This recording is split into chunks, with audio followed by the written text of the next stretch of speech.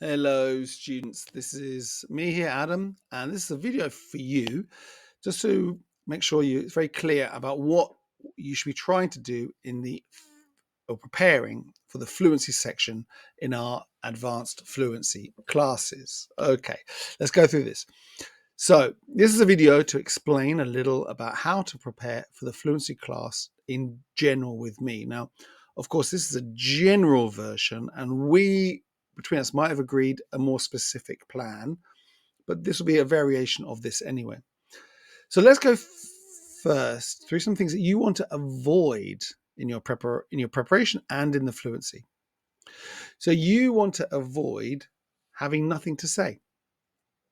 So you want to do your best to make sure we talk about things that you are interested in or you are involved in, something that you then want to communicate, okay? It's no good if we talk about something that you just don't care about. It's no good for your learning. It's no good for the conversation. I'm interested in everything. Basically, I'm interested if you're interested. Students have always got great things to say. 2, you want to avoid being able to escape the question that I ask you simply because it's easier not to answer. So the classic example is like, oh, hello, student.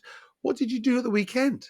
And the student is thinking, well, option 1, I'm going to tell Adam about my rock climbing.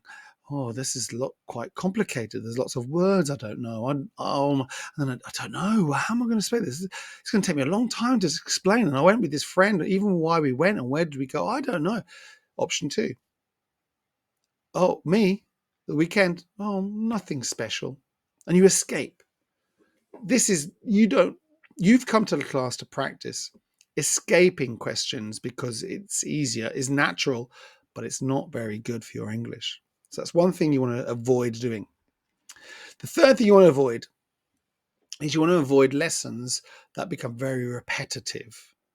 Because I just ask you like what you ate, what you watch. I ask you how's your work going. You tell me something. It's fairly repetitive. It's not stretching in all the directions that you want your English to go. And ultimately, if you're not interested in this conversation has no value in itself. This will destroy our class energy. So what do you want to do then? What do you need to do? Well, you want to practice language and vocabulary that is relevant to you. That's the first thing. So both on a practical level, okay, so you're learning language that you might use in a normal conversation, and because that ultimately is more effective for your language learning. If you're reading about watching things that just interest you, you're much more likely to learn the vocabulary. The second thing you want to do is put yourself in a position where you can't hide, no escaping. So if you are arrived with the objective to tell me something difficult and I'm looking to understand this difficult thing, then I will also be asking you questions. And you will not be able to do anything else but talk. You need to explain it.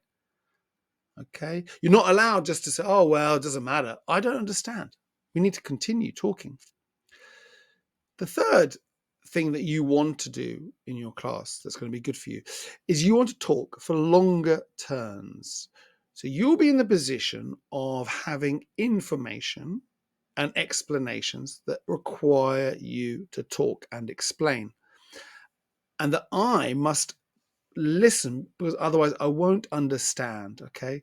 So it's not important if I also read the article. We can do that afterwards, maybe, or we can look at some language in particular. But what's key is I don't really understand unless you tell me. Okay. Now, that means there is a genuine knowledge gap or genuine information gap where only your speaking will do. This adds a lot of kind of value to the conversation as well. It's a real conversation.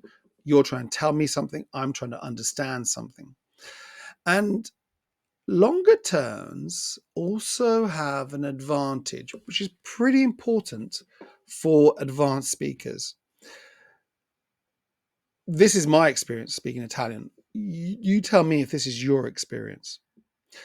As you start to tell a story and you feel confident at the beginning, you've started to say what you want to say. As you go forward, you might feel that you're losing control and you don't know if the person really understands you, and you're saying something and you're looking at them. They're just kind of listening. They're not telling you if they understand or don't understand. You're structuring the story. Now you start thinking, well, what was a small deviation in understanding? Is it getting bigger and bigger the longer I talk? So practicing these longer turns rather, it's really important for an advanced speaker. I'm listening to you. I'm listening to where you connect your ideas. I'm listening if you are able to introduce things from the past, reintroduce ideas, go back, jump forward, go parallel, go backwards, go forward. These type of things, I'm interested. I'm listening to that. So, what do I recommend? Basically, I recommend a film, a documentary, an article where you are required to retell me the information and give me the explanations of why things happened or why someone says something or believes something. I recommend that the original resource is in English. This is a couple of reasons. One is that you can recycle that language. And more importantly, as you are reading, listening to the podcast, whatever it is, you're thinking, oh no, I need to remember this. I need to tell Adam what this is saying. Your brain is super on listening, knowing that you're going to recycle this language. I need to pay attention. You're thinking, this is fantastic. Another thing I recommend that you take possible notes, keywords, maybe even names, anything that make the retelling easier. If the material is super short, I kind of recommend really good notes, because then you're trying to maybe tell me something quite complicated, and as we say, the devil is in the details.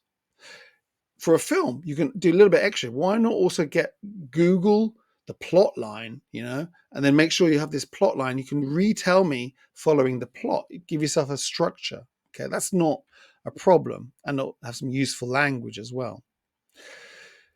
Basically, the more that you are on in your preparations, the more you will remember in preparing for the class and giving the class, and the better the fluency section of the lesson, which is the biggest part, the better it will go. The principle that you should adopt is that when we are doing fluency, you have become the teacher. You are in charge. You are driving the information and the conversation forward. And I have questions for you. Okay. So in summary, for fluency practice, in the fluency section of the lesson, the main exercise that I ask students to do to prepare is to read or watch or listen to something, an article, a podcast, a documentary, film, whatever, TV show, that they want to watch, read, or listen. In English, of course. Then the student should retell me about this information, and I need to understand. So there's a genuine information gap, and I will ask questions when I do not understand what or how or why something is happening. And while you are talking, of course, I will also be writing down your errors, your pronunciation errors, your grammar errors. I'll also write down maybe some vocabulary that you were looking for. I'll give you in the class, of course, but also to practice outside of class. If you are talking and I really generally don't understand what you're saying, I will interrupt you and say that again. I didn't understand.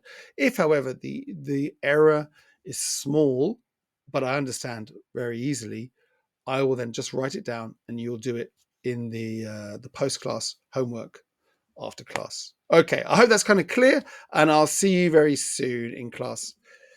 Ciao.